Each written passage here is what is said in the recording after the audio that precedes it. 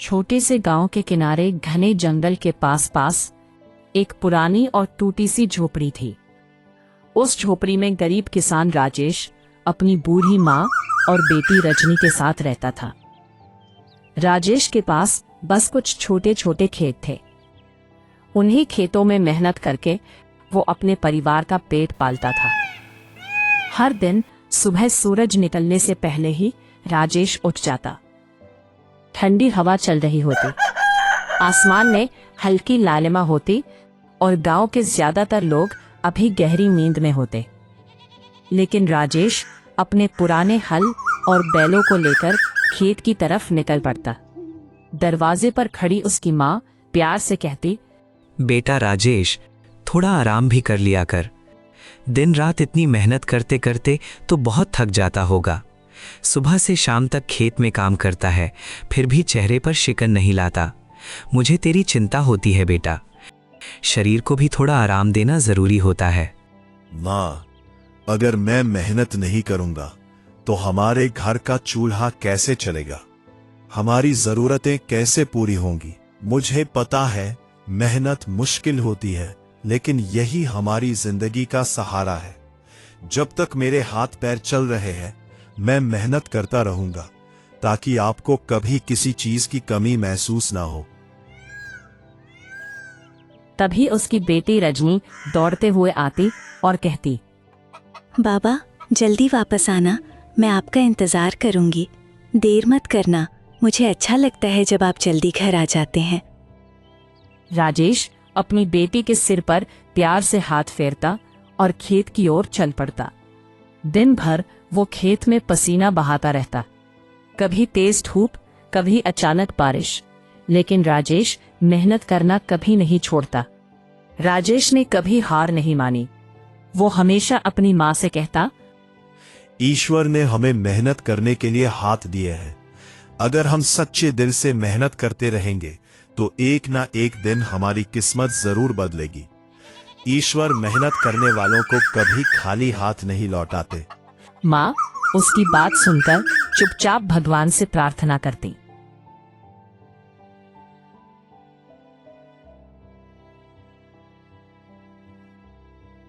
बाबा, आज मैं जंगल के किनारे से कुछ लकड़ियां लेकर आई हूँ, ताकि घर के काम में थोड़ी मदद हो सके। अकेली गई थी बेटा? जंगल के किनारे अकेले जाना ठीक नहीं होता, वहां खतरा भी हो सकता है। हाँ बाबा, मैं अकेली ही गई थी। थोड़ा डर तो लगा था, लेकिन मैंने हिम्मत रखी। आप ही तो कहते हो कि डर के आगे हिम्मत रखनी चाहिए, इसलिए मैं बहादुर बनकर गई। राजेश थोड़ा चिंतित हो गया, क्योंकि गांव के लोग कहते थे कि जंगल के अंदर एक पुरानी गुफा है जहां रात के समय अजीब अजीब आवाजें आती है। गांव वाले उस गुफा के पास जाने से डरते थे। बेटी, जंगल के अंदर ज्यादा मत जाना, वहां एक रहस्यमयी गुफा है। लोग कहते हैं वहां कुछ अजीब होता है, इसलिए उससे दूर ही रहना। राजेश भले ही गरीब था, लेकिन उसकी मेहनत और ईमानदारी पूरे इलाके में मशहूर थी। उसके छोटे छोटे खेतों में उगने वाली सब्जियां और अनाज हमेशा बहुत अच्छे होते थे। मिट्टी भी जैसे उसकी मेहनत को पहचानती थी। वो अपनी फसल में कभी कोई मिलावट नहीं करता था, ना कोई दवा जरूरत से ज्यादा डालता, ना ही लालच में आकर अनाज में कुछ मिलाता। यही कारण था कि जब भी राजेश अपनी फसल लेकर बाजार जाता तो उसकी सब्जियां और अनाज पलक झपकते ही बिक जाते। अगर सच में शुद्ध और अच्छा अनाज चाहिए तो राजेश से ही लेना। उसका अनाज हमेशा साफ सुथरा और बढ़िया होता है। लेकिन राजेश कभी इसका फायदा उठाकर ज्यादा पैसे नहीं मांगता था, इसलिए गांव के लोग उसी पर भरोसा करते हैं। मेहनत का सही दाम मिल जाए, वही मेरे लिए बहुत बड़ी बात है। मैं ज्यादा दौलत या बड़ी बड़ी चीजों की चाह नहीं रखता, बस इतना चाहता हूं कि दिन भर की मेहनत के बाद जो अनाज मैं उगाता हूं उसका सही मूल्य मिल जाए। अगर मेरी मेहनत से मेरे घर का चूल्हा जल जाए और मेरे परिवार का पेट भर जाए तो मुझे लगता है कि मेरी मेहनत सफल हो गई। मेरे लिए सच्ची खुशी और सुकून इसी में है कि इंसान ईमानदारी से मेहनत करे और उसी मेहनत की कमाई से अपना जीवन चलाए। इसी वजह से गरीब लोग भी अक्सर उसी से सामान खरीदते थे। लेकिन गांव में एक बहुत बड़ा और अमीर व्यापारी था। भोलाराम सेठ पूरे इलाके में अनाज और सब्जियों का बड़ा व्यापार करता था, लेकिन वो अक्सर मुनाफे के लिए मिलावट भी कर देता था और चीजों को बहुत महंगे दामों में बेचता था। जब लोगों ने राजेश से सामान खरीदना शुरू किया तो सेठ का व्यापार थोड़ा कम होने लगा। ये बात उसे बिल्कुल पसंद नहीं आई। एक दिन बाजार में उसने राजेश को देखते ही ताना मारा। अरे राजेश, तू किसान है या कोई संत? हर बार इतना सस्ता माल बेच देता है, इसीलिए लोग तुझे हल्के में लेने लगे हैं। लेकिन याद रख, इस बाजार में असली फैसला मेरा चलता है। अगर तू मेरे हिसाब से अनाज नहीं बेचेगा तो तेरा माल कोई नहीं खरीदेगा। फिर देखना तेरे घर का चूल्हा कैसे जलेगा। सेठ जी, मैं तो बस इतना चाहता हूं कि मेरी मेहनत का सही दाम मिल जाए। मैंने दिन भर खेत में मेहनत की है, पसीना बहा है। अगर उस मेहनत का थोड़ा सा भी सही मूल्य मिल जाए तो मेरे लिए वही काफी है। मैं किसी को धोखा देकर या गलत तरीके से पैसा नहीं कमाना चाहता। मेहनत का सही दाम मिल जाए वही मेरे लिए बहुत बड़ी बात है। बहुत बड़ी बड़ी बातें करने लगा है तू। सुन ले राजेश, इस बाजार में वही चलता है जो ताकतवर होता है। अगर तूने मेरी बात नहीं मानी तो मैं ऐसा हाल कर दूंगा कि तेरा अनाज बाजार में कोई नहीं खरीदेगा। फिर तू अपने घर बैठकर यही ईमानदारी की बातें करता रहना। बाजार में खड़े कुछ लोग ये सब सुन रहे थे। राजेश ने बस मुस्कुराकर अपनी फसल बेचनी जारी रखी। वो कभी किसी से झगड़ा नहीं करता था, लेकिन भोलाराम सेठ का गुस्सा दिन प्रतिदिन बढ़ता जा रहा था। कभी वो राजेश को सबके सामने नीचा दिखाने की कोशिश करता, कभी उसे गरीबी का ताना देता। फिर भी राजेश के चेहरे पर कभी शिकायत नहीं आती। शाम को जब वो घर लौटता तो उसकी बेटी रजनी दौड़कर आ जाती। बाबा, आज बाजार कैसा रहा? क्या आज अनाज अच्छे दाम में बिका या फिर लोगों ने पहले की तरह मोल भाव किया? अच्छा रहा बेटी, भगवान की कृपा से आज लगभग सारा अनाज बिक गया। लोगों ने भरोसे से लिया और मेहनत का ठीक ठाक दाम भी मिल गया। घर में कमाई भले ही कम थी, लेकिन उस छोटे से घर में सुकून और प्यार बहुत था। बूढ़ी माँ, बेटी रजनी और राजेश तीनों साथ बैठकर सादा खाना खाते और बातें करते। बेटा, ईमानदारी से कमाया हुआ थोड़ा सा धन भी बहुत सुख देता है। जब कमाई सच्चाई और मेहनत से होती है तो मन को सुकून मिलता है और इंसान चैन से जी पाता है। माँ, हमें जितना मिला है उसी में खुश रहना चाहिए। लालच करने से कभी सच्ची खुशी नहीं मिलती, लेकिन मेहनत और संतोष से जीवन आसान और सुखी बन जाता है। लेकिन उसे क्या पता था कि भोलाराम सेठ का जलता हुआ दिल अब धीरे धीरे एक खतरनाक योजना बना रहा है। एक ऐसी योजना जो बहुत जल्द राजेश की जिंदगी को पूरी तरह बदलने वाली थी। भोलाराम सेठ की जलन अब इतनी बढ़ चुकी थी कि उसने राजेश को बर्बाद करने की ठान ली। एक रात जब पूरा गांव सो रहा था, सेठ ने अपने आदमियों को चुपके से राजेश के खेत में भेज दिया। उन्होंने खेत में ऐसी दवा डाल दी जिससे पूरी फसल धीरे धीरे खराब होने लगी। सुबह जब राजेश खेत पर पहुंचा तो उसकी आंखें फटी की फटी रह गई। हरी भरी खड़ी फसल पीली पड़ चुकी थी। कई पौधे सूख गए थे। वो घुटनों के बल बैठ गया। हे ईश्वर, ये क्या हो गया? कल तक तो मेरी फसल बिल्कुल हरी भरी थी, हर पौधा लहलहा रहा था। मैंने कितनी मेहनत से इस खेत को सींचा था, दिन रात इसकी देखभाल की थी। फिर अचानक एक ही रात में सब कुछ कैसे बदल गया। मेरी सारी मेहनत, मेरी सारी उम्मीदें, क्या सब यूं ही खत्म हो जाएंगी? इतने में गांव के कुछ लोग भी खबर सुनकर वहां आ गए। वे भी खेत की हालत देखकर हैरान रह गए और आपस में बातें करने लगे। ये अचानक कैसे हो गया? कल शाम तक तो ये खेत बिल्कुल ठीक था, फसल भी बहुत अच्छी दिख रही थी। एक ही रात में इतने सारे पौधे कैसे सूख गए? कहीं किसी ने जानबूझकर तो कुछ नहीं किया। राजेश को समझते देर नहीं लगी कि ये किसी की साजिश है। उसे तुरंत भोलाराम सेठ का ख्याल लेता था।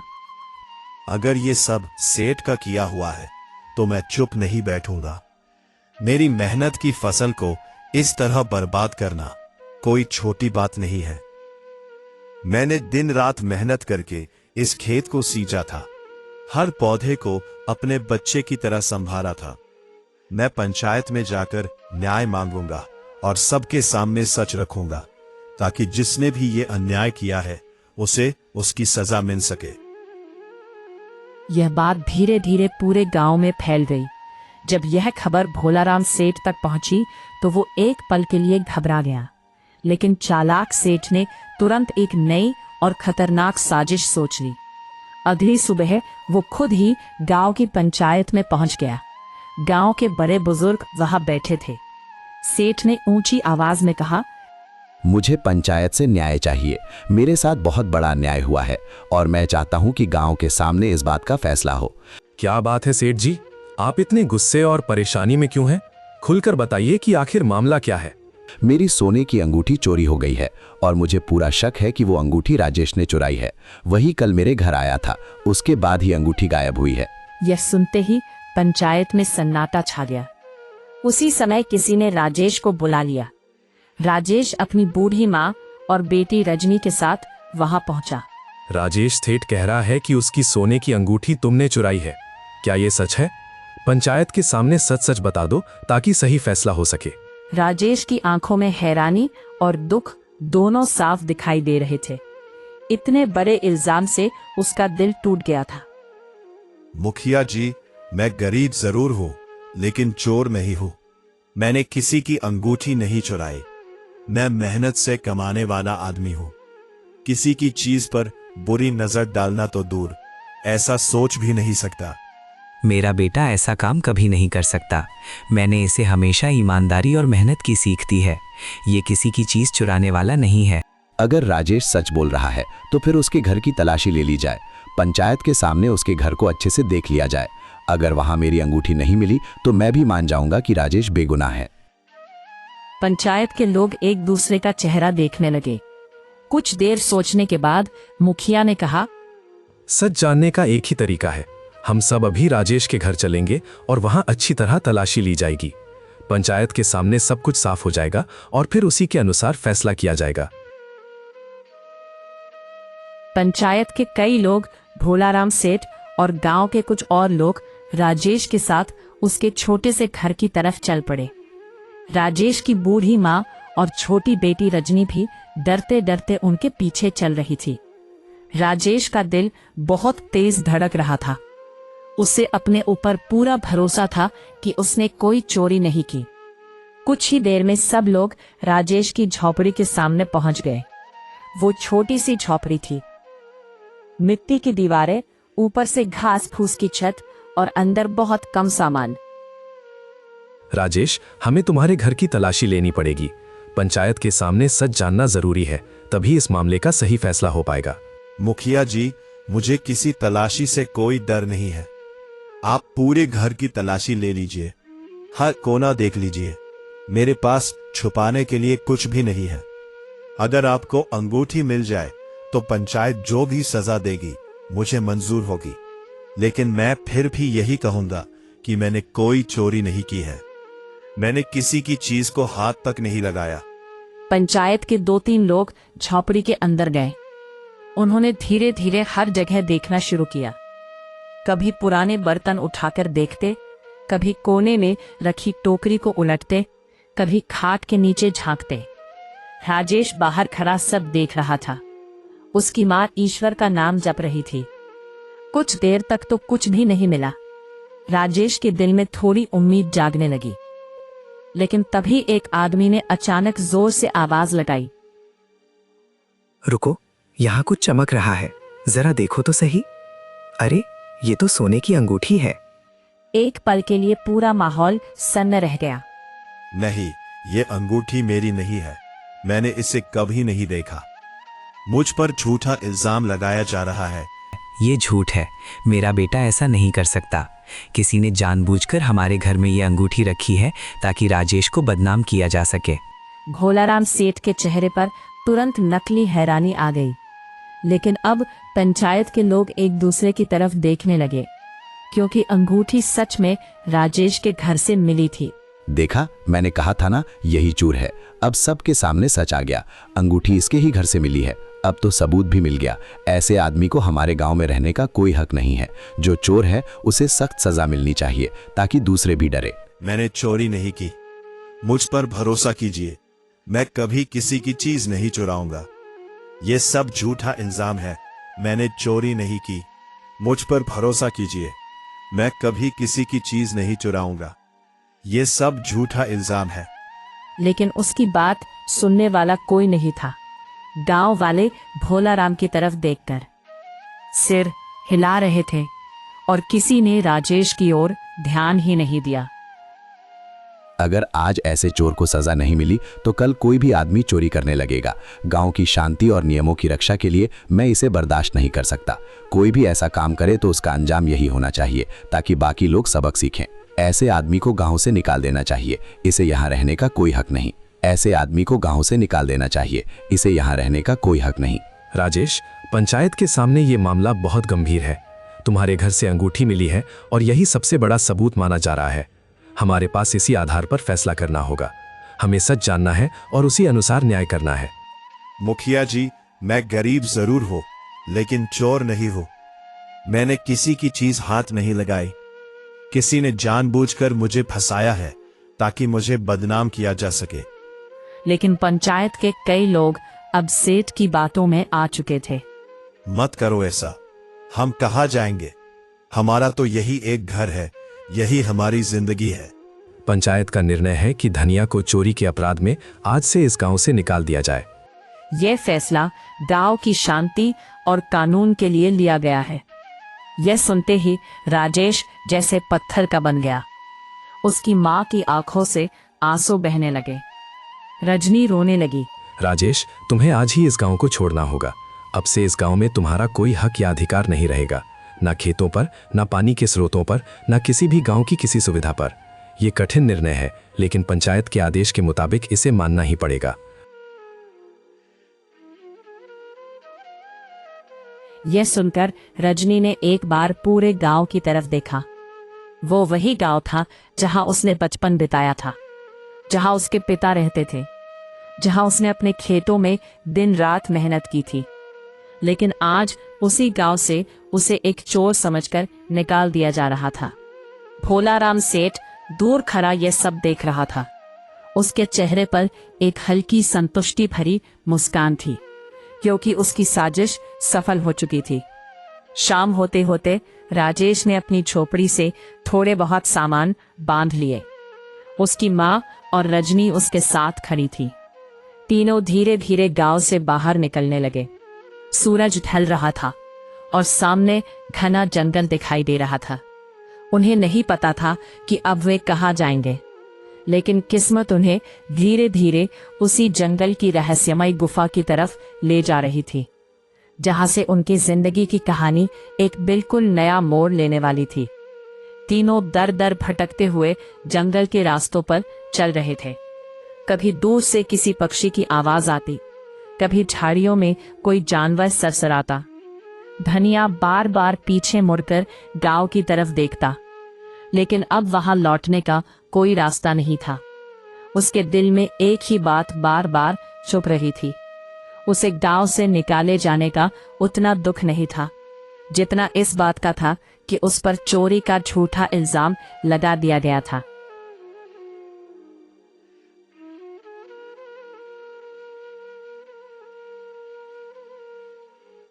मां रजनी, हम कहाँ जाएंगे? हे ईश्वर, मैंने कभी किसी का बुरा नहीं किया, किसी का अधिकार नहीं छीना, किसी को दुख नहीं दिया। फिर भी आज मुझे चोर समझ लिया गया, मेरी मेहनत और ईमानदारी पर शक किया गया। लेकिन मैं जानता हूं कि सच्चाई अंततः जीतती है और आपकी न्यायपूर्ण दृष्टि के सामने किसी का छल और अन्याय टिक नहीं सकता।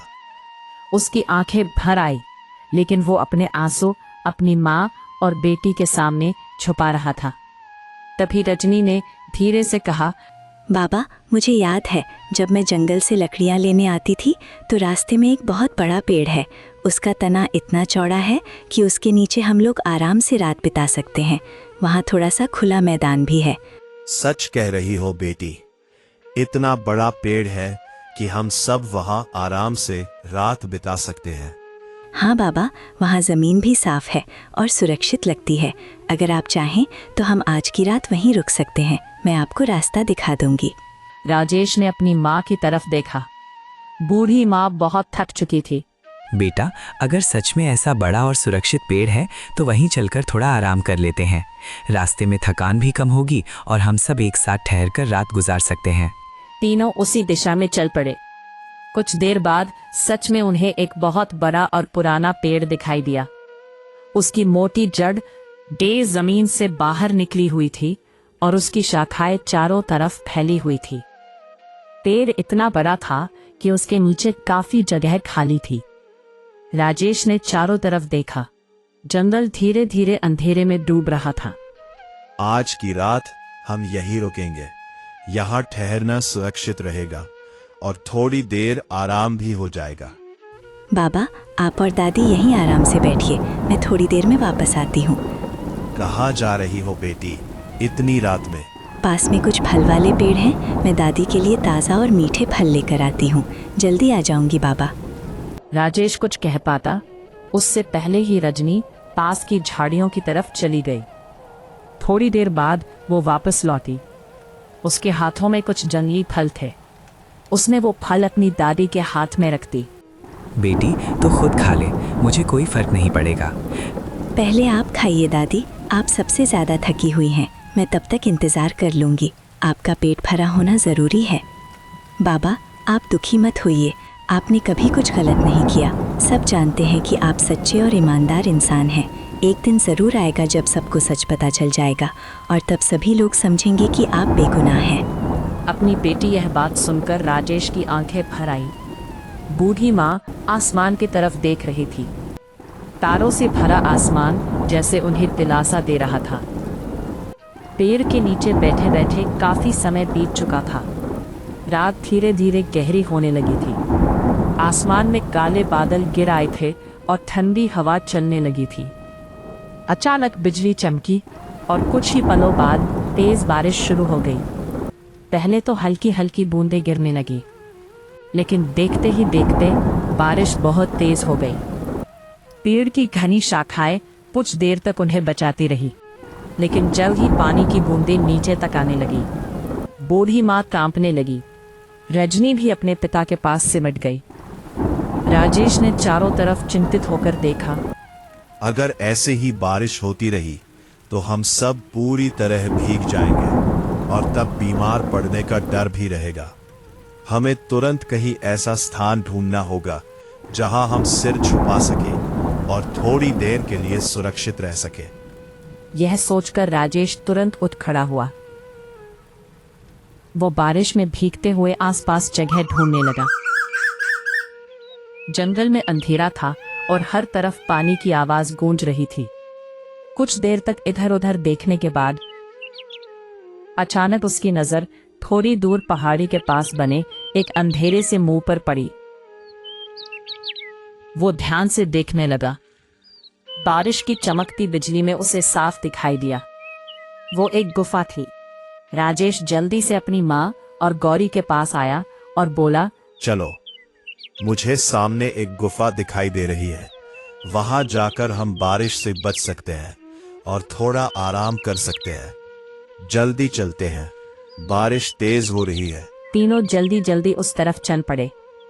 कुछ ही देर में वो उस गुफा के अंदर पहुंच गए। गुफा अंदर से काफी बड़ी थी। सबसे अच्छी बात यह थी कि गुफा के अंदर ना तो पानी टपक रहा था और ना ही तेज हवा आ रही थी। बाहर जोरदार बारिश हो रही थी। सी शांति थी, जैसे यह जगह उन्हें सुरक्षित रखने के लिए ही बनी हो। राजेश ने राहत की सांस ली। कम से कम आज की रात हम यहाँ आराम से गुजार सकते हैं। धीरे धीरे थकान के कारण तीनों वहीं बैठते बैठते सो गए।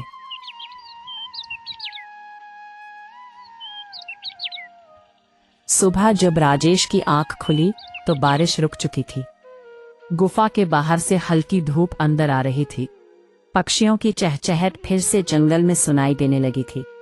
राजेश उठकर बाहर गया और चारों तरफ देखा। जंगल हरियाली से चमक रहा था। वो कुछ देर चुप खड़ा रहा और सोचने लगा।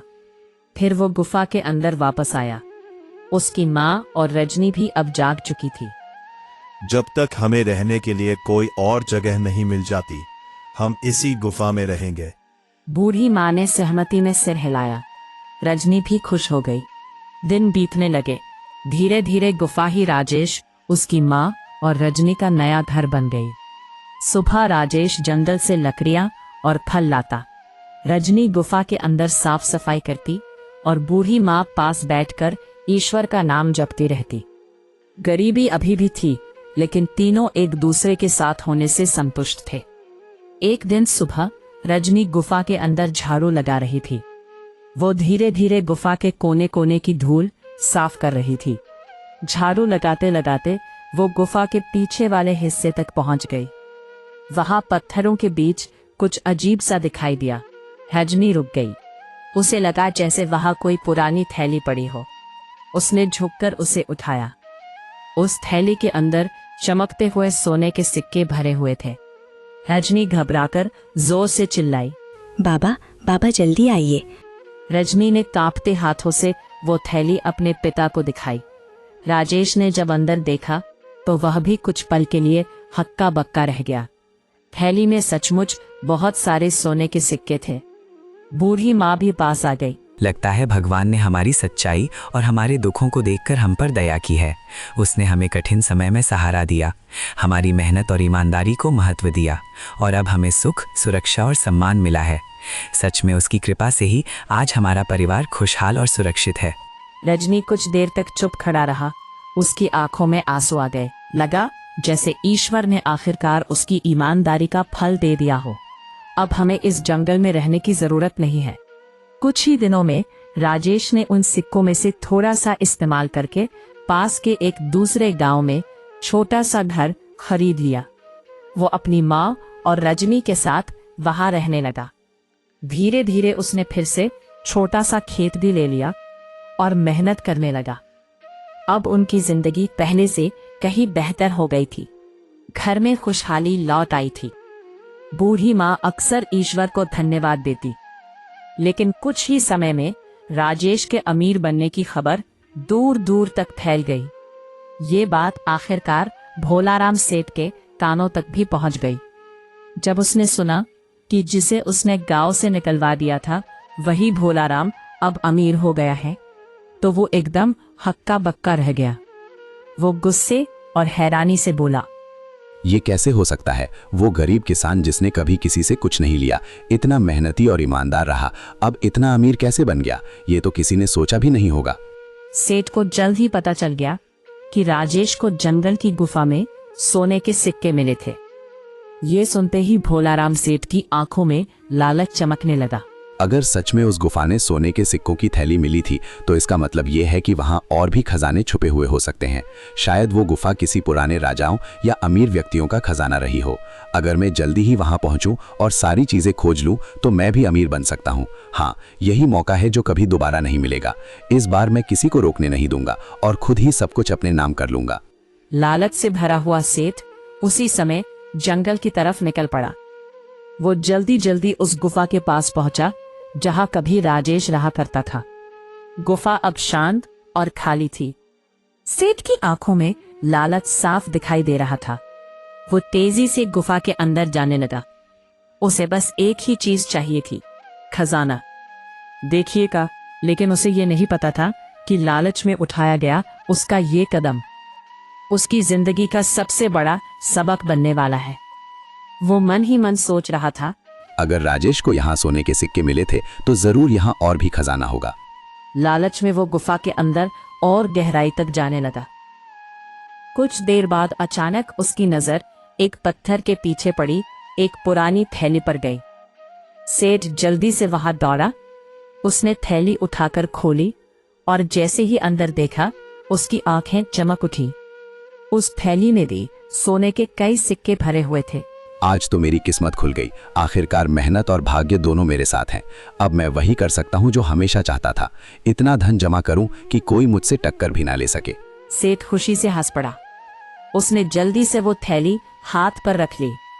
अब वो गुफा से बाहर निकलने के लिए मुड़ा, लेकिन जैसे ही वो आगे बढ़ा अचानक एहसास हुआ कि उसे बाहर जाने का रास्ता समझ नहीं आ रहा था। गुफा के अंदर कई छोटे छोटे रास्ते थे। सेठ एक रास्ते पर गया, फिर वापस लौटा, फिर दूसरे रास्ते पर गया, लेकिन हर रास्ता उसे फिर उसी जगह पर ले आता। धीरे धीरे शाम होने लगी। सेठ घबराने लगा। वह तेजी से इधर उधर भागने लगा, लेकिन उसे गुफा से बाहर निकलने का रास्ता नहीं मिल रहा था। पहला दिन बीत गया। दूसरे दिन भी सेठ उसी गुफा में भटकता रहा। उसके पास खाने को कुछ नहीं था। प्यास और डर से उसकी हालत खराब होने लगी। तीसरा दिन भी गुजर गया। अब सेठ पूरी तरह थक चुका था। वह एक पत्थर के सहारे बैठ गया। उसके मन में अचानक एक ख्याल आया। वह धीरे धीरे खुद से बोलने लगा, शायद यही मेरे लालच की सजा है। मैंने सिर्फ अपना फायदा सोचा और दूसरों की परवाह नहीं की।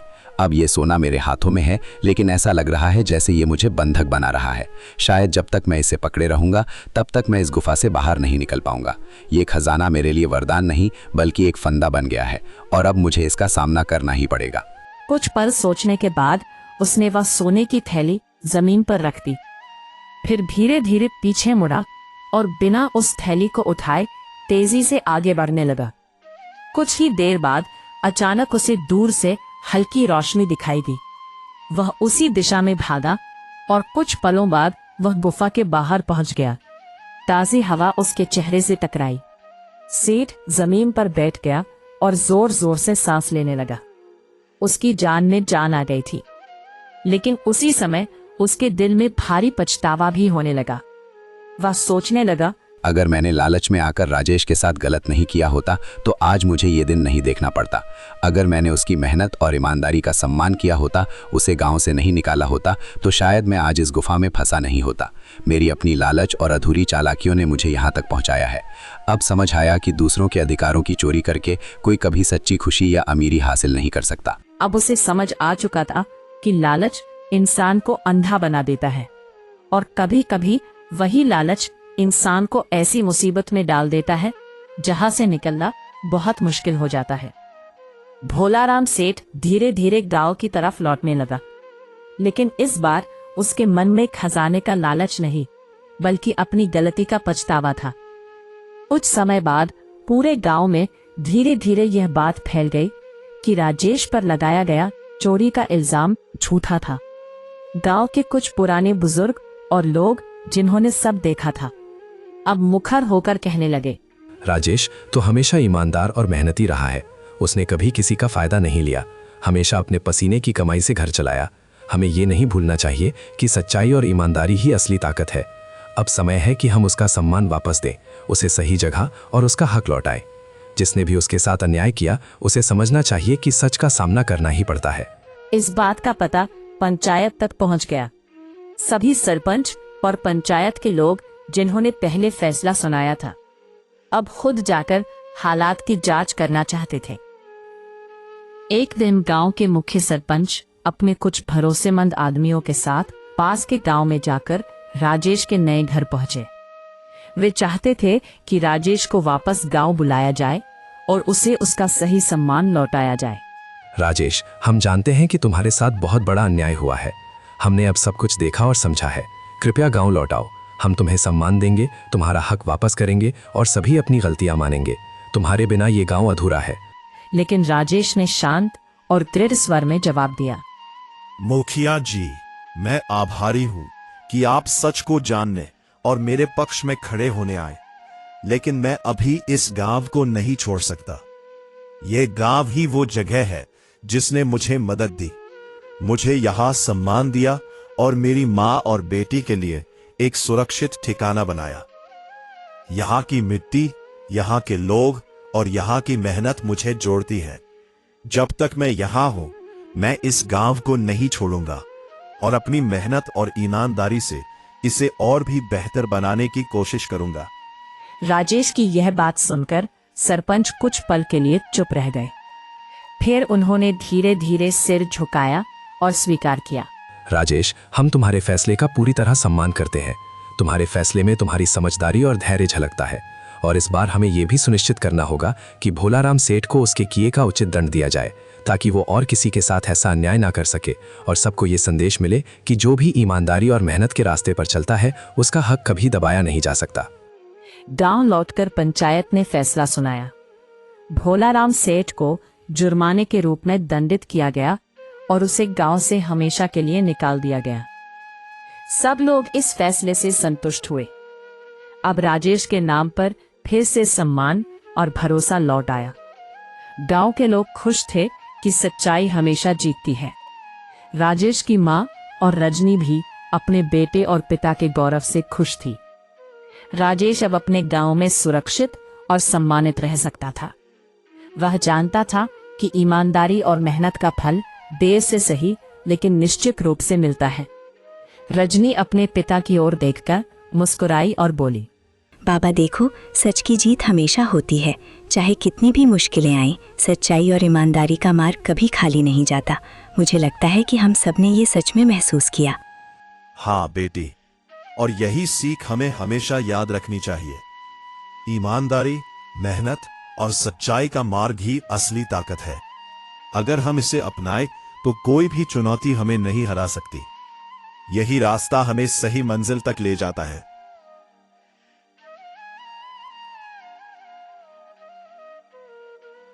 और इस तरह राजेश, उसकी मां और रजनी ने अपने नए घर में खुशी खुशी जीवन बिताना शुरू किया। साथ ही गांव में उनका सम्मान और प्यार हमेशा बरकरार रहा।